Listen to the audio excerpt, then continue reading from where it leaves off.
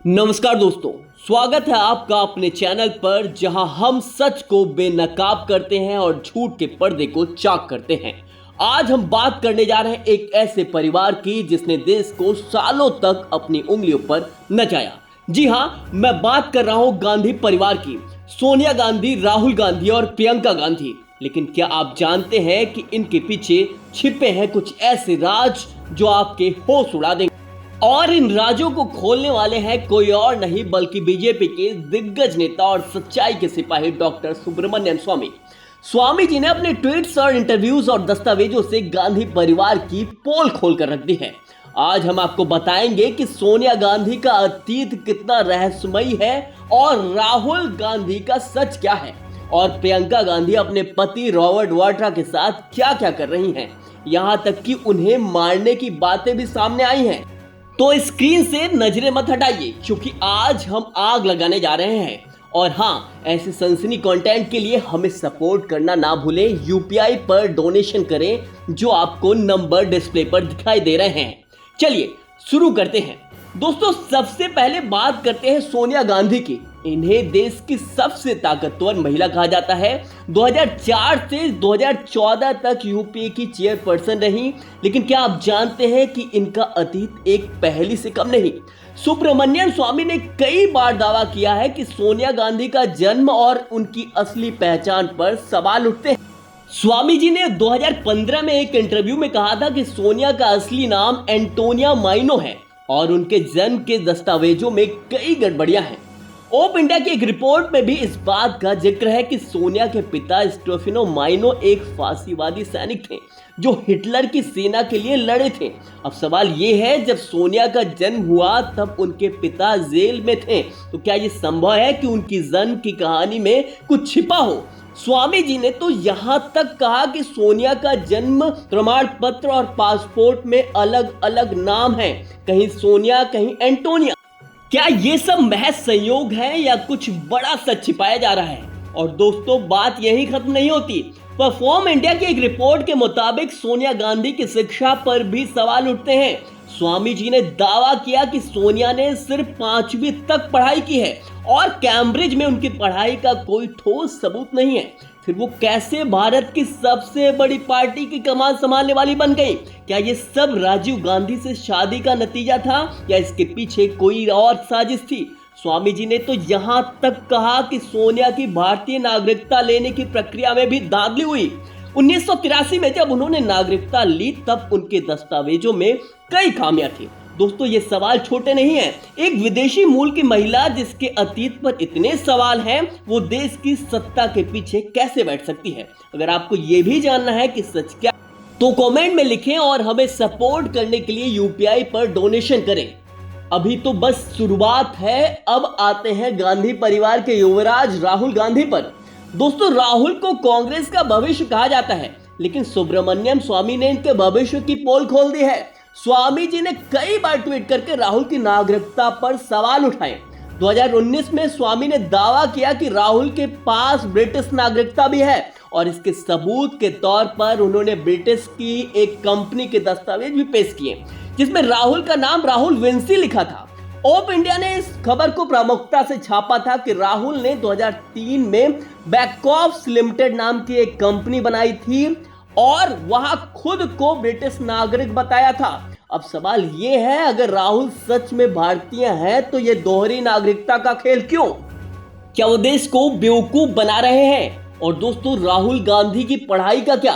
स्वामी जी ने कहा कि राहुल ने हार्वर्ड और कैम्ब्रिज में जो डिग्रियां हासिल की उनके कोई सबूत नहीं है। परफॉर्म इंडिया की एक रिपोर्ट में दावा किया गया है कि राहुल गांधी हार्वर्ड से ड्रॉप आउट हैं और उनकी डिग्री का दावा झूठा है। फिर भी कांग्रेस उन्हें ज्ञानी बाबा की तरह पेश करती है।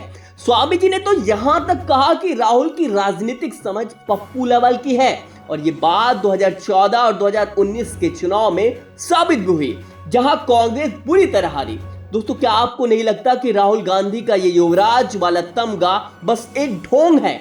अगर आपको भी सच जानना है तो चैनल को सब्सक्राइब करें और यूपीआई पर डोनेशन भेजें। अभी प्रियंका की बारी बाकी है और वो तो आग लगाने वाली है। दोस्तों, अब बारी है गांधी परिवार की छोटी बेटी प्रियंका गांधी की। लोग कहते हैं कि प्रियंका में अपनी दादी इंदिरा गांधी की झलक दिखाई देती है, लेकिन सुब्रमण्यम स्वामी ने जो खुलासे किए हैं वो आपके पैरों तले जमीन खिसका देंगे।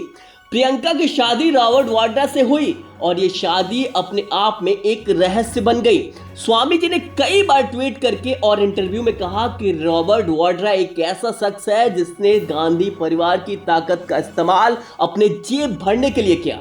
लेकिन दोस्तों, बात यही खत्म नहीं होती। क्या आपने सुना है कि प्रियंका अपने पति को मारने की बात तक कर चुकी हैं? जी हाँ, ये कोई छोटी बात नहीं है और आज हम इसकी परतें खोलेंगे। सबसे पहले रॉबर्ट वाड्रा की कहानी।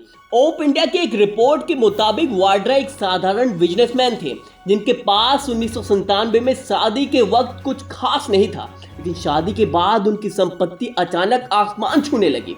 स्वामी जी ने 2012 में दावा किया था कि वाड्रा ने डीएलएफ और दूसरी बड़ी कंपनियों से सस्ते में जमीनें ली और इसके पीछे सोनिया गांधी का हाथ था। परफॉर्म इंडिया की एक स्टोरी में लिखा है कि वाड्रा की कंपनी स्काईलाइट हॉस्पिटैलिटी ने हरियाणा में 50 करोड़ की जमीन सिर्फ 15 लाख में खरीदी। अब सवाल ये है, ये पैसा कहां से आया? क्या प्रियंका ने अपने पति को गांधी परिवार की ताकत का ढाल बनाकर आगे बढ़ाया? स्वामी जी ने तो यहां तक कहा कि वाड्रा के इन घोटालों की जानकारी प्रियंका को थी, लेकिन उन्होंने चुप्पी साध ली। और अब बात आती है वो मसालेदार ट्विस्ट जिसका इंतजार आप सब कर रहे थे।